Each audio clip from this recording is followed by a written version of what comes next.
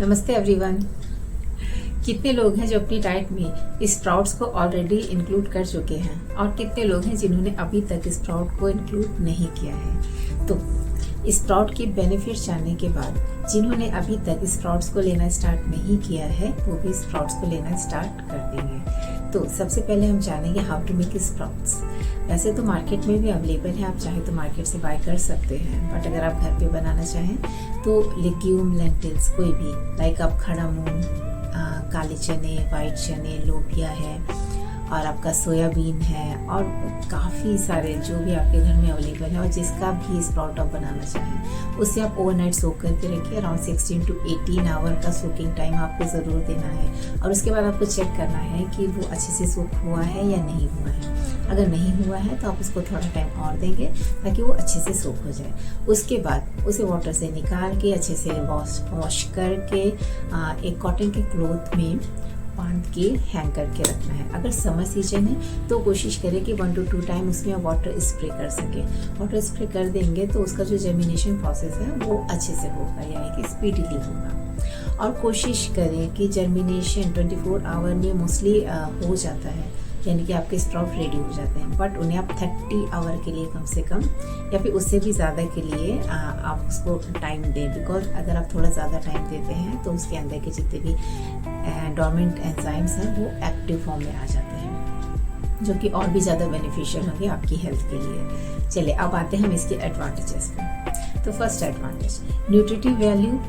Improve होती है। जितने भी डोरमेंट एंजाइम्स होते हैं इनएक्टिव फॉर्म में, यानी कि जो रहते हैं वो एक्टिव फॉर्म में आ जाते हैं, जिससे कि आपके फूड की डाइजेस्टिबिलिटी बढ़ जाती है और अवेलेबिलिटी ऑफ न्यूट्रिएंट्स, यानी कि जो न्यूट्रिएंट की को एब्जॉर्ब करने की पावर होती है ना, वो भी इन्हांस हो जाती है, यानी कि बढ़ जाती है। और जो स्टार्चेस और प्रोटीन्स होते हैं वो उनके सिंपलर फॉर्म में आ जाते हैं जब आप स्प्राउट रेडी करते हैं, यानी कि स्टार्च उसके सिंपलर फॉर्म में माल्टोज शुगर में चेंज हो जाएगा और जो प्रोटीन होता है वो आपका एमिनो एसिड में चेंज हो जाएगा। दैट्स रेशियो होता है एक नॉन इसेंशियल और इसेंशियल एमिनो एसिड का, तो जिसमें से इसेंशियल एमिनो एसिड का परसेंटेज अभी ज़्यादा हो जाता है, यानी ये बहुत ही अच्छा है आपकी हेल्थ के लिए। और जो ट्रिप्सिन एंजाइम को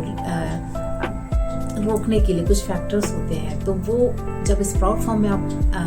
किसी भी ग्रेन या मतलब किसी भी लेग्यूम्स या फिर लेंटिल्स को लेते हैं तो जो ट्रिप्सिन एंजाइम है वो भी एक्टिव फॉर्म में रहता है, यानी कि आपके प्रोटीन का digestion, because trypsin is responsible for your protein digestion, तो ये भी प्रोटीन डाइजेशन के लिए बहुत अच्छा हो जाता है। इससे आपकी बॉडी को प्रोटीन डाइजेस्ट करके, यानी कि प्रोटीन अच्छे से एब्सॉर्ब भी हो जाएगा, easy to digest and easy to absorb, अगर आप स्प्राउट फॉर्म में लेते हैं ये आपके लेग्यूम्स और लेंटिल्स को। सेकेंड अप आए तो जो डोरमेंट एंजाइम्स होते हैं, लाइक आपका ये साइटेजेस होते हैं, पैक्टिनोजेस होते हैं, ये भी रिलीज होते हैं अच्छी फॉर्म में, जो कि अवेलेबिलिटी ऑफ न्यूट्रिएंट को बढ़ा देते हैं। और ड्यूरिंग स्प्राउटिंग कुछ मिनरल्स लाइक आपका कैल्शियम होता है, जिंक होता है, आयरन होता है, ठीक है, तो ये भी रिलीज हो जाते हैं, ठीक है, रिलीज हो जाते हैं फ्रॉम द बॉन्ड। यानी कि अगर आप नॉर्मल फॉर्म में लेंटिल और लेग्यूम्स को लेंगे तो आपको ये जितने मिनरल्स हैं इनका जो डाइजेस्टिबिलिटी, एब्जॉर्बिलिटी और सिंपलर फॉर्म में ये बाउंड में रहेंगे तो ये रिलीज नहीं हो पाते हैं। लेकिन अगर आप इसी को स्प्राउट फॉर्म में लेते हैं तो स्प्राउट जब भी बन जाते हैं तो ये विटामिन और मिनरल्स आपके रिलीज हो पाते हैं, ये बाउंड से छूट जाते हैं। तो मिनरल्स आपके कैल्शियम, जिंक, आयरन, ठीक है, और जो फाइटिक एसिड कंटेंट होता है वो रिड्यूस हो जाता है, बिकॉज फाइटिक एसिड एक एंटी न्यूट्रिएंट होता है जो कि हमारी बॉडी में न्यूट्रिशन के एब्सॉर्प्शन को रिड्यूस करता है या कैसे इनहिबिट करता है, यानी रोकता है। और स्प्राउटिंग के थ्रू जो जनरल फिनोलिक एसिड होते हैं उनका कंसंट्रेशन भी बढ़ जाता है, यानी कि फिनोलिक कंटेंट जो लेग्यूम्स में होता है वो बढ़ जाता है। और ये फिनोलिक एसिड यानी फिनोलिक कंटेंट एक एंटीऑक्सीडेंट का काम करता है। इसका मतलब ये जो लेग्यूम्स होता है ये एंटीऑक्सीडेंट की प्रॉपर्टी इनमें बहुत अच्छी होती है। ये आपकी बॉडी के इन्फ्लेमेशन को भी रिड्यूस करेगा और आपको काफ़ी हेल्प करेगा आपकी हेल्थ को अच्छा बनाने के लिए। और विटामिन लाइक आपका राइबोफ्लेविन है, नियासिन है, फॉलिक एसिड है, और ये प्रोटीन में आपको कॉलिन प्रोटीन है, बायोटिन प्रोटीन है, ठीक है, ये इनका कंटेंट भी स्प्राउट फॉर्म में बढ़ जाता है, यानी कि इंक्रीज हो जाता है। और जब हम स्प्राउट को 30 आवर से ज़्यादा स्प्राउटिंग का टाइम देते हैं, तो उसमें विटामिन सी सिंथेसिस अच्छी मात्रा में हो जाती है, यानी कि इसमें विटामिन सी कंटेंट भी अभी अच्छी मात्रा में आ जाता है। Around 7 to 20 milligram of vitamin C per 100 gram of आपका लिक्विड में पाया जाता है, जब ये 30 आवर से ज़्यादा का स्प्राउटिंग टाइम देते हैं हम इसे, तो विटामिन सी भी आपको अवेलेबल हो जाता है। एक सिंपल फॉर्म में देखिए तो एक फ्रूट में जितने विटामिन मिनरल्स होते हैं वो आपके स्प्राउट में भी आ गए हैं, यानी कि आप स्प्राउट से अपने फ्रूट को भी रिप्लेस कर सकते हैं, या फिर स्प्राउट और फ्रूट को साथ में मिक्स करके या इनकॉर्पोरेट करके भी ले सकते हैं। आप ट्राई कर सकते हैं। आप स्प्राउट के साथ, जैसे आपने मूंग और चने का स्प्राउट बनाया, उसमें कुछ अनारदाने डाल के ले लीजिए,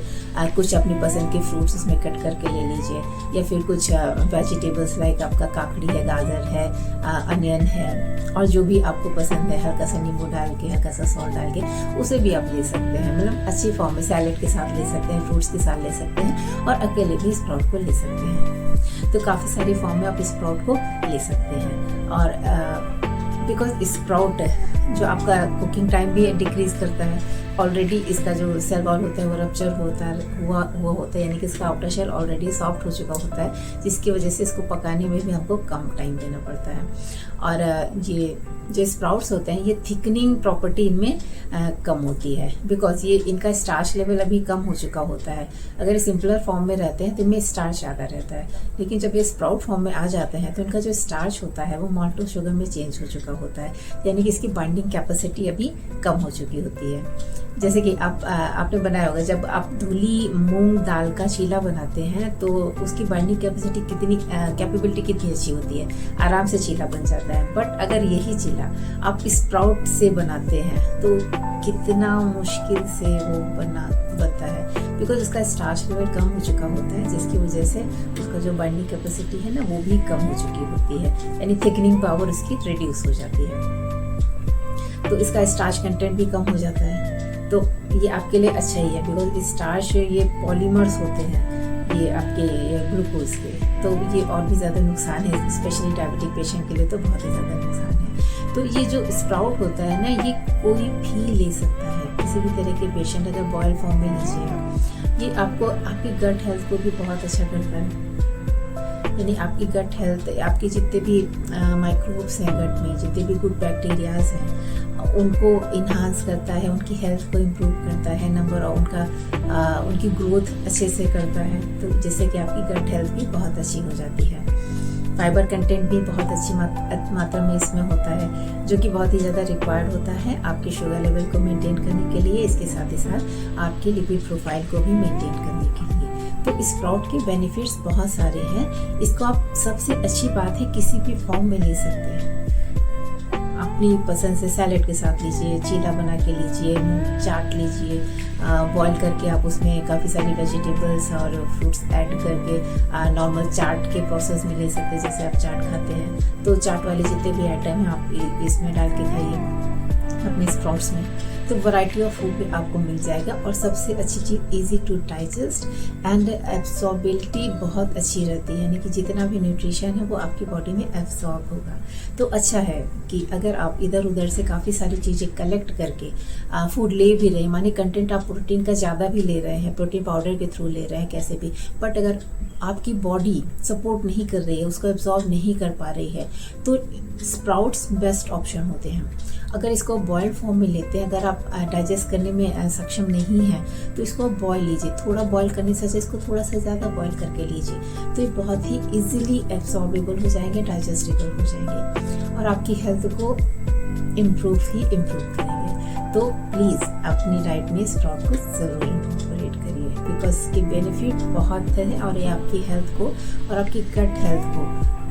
इम्प्रूव करेगा डे बाई डे। तो डेली अपनी डाइट में आप around 50 to 100 gram of sprouts ज़रूर इंकॉर्पोरेट करिए और फिर इसके बेनिफिट आप देखिएगा और फिर मेरे साथ आप इसके बेनिफिट आप मेरे कमेंट बॉक्स में शेयर भी ज़रूर करिएगा। ठीक है, आप स्प्राउट खाइए और हेल्दी फूड लीजिए, साथ में एक्सरसाइज करिए, योगा के वीडियोस डालूंगी, आप साथ में योग करिए और अपने को स्वस्थ और खुश रखिए। तो तब तक के लिए हेल्दी रहिए, खुश रहिए